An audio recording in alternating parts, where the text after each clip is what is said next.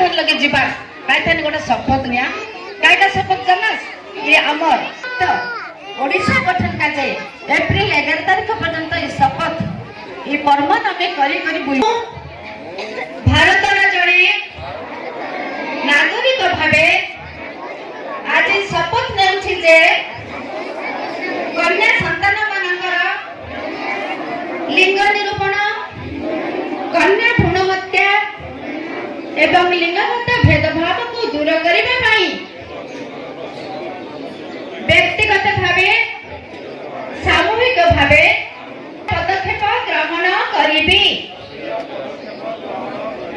कन्या संतान मानकर स्वास्थ्य शिक्षा सुरक्षा पाई मो प्रतिश्रुति करते स्कूल रे अनुपस्थिति ह्रास सहित सेमानंकु आदर यत्न और सम्मान देबा पाई मु संकल्पबद्ध अटे। पुनश्च बाल्य विवाह एक सामाजिक अपराध एवं आईन विरोधी कार्य अटे।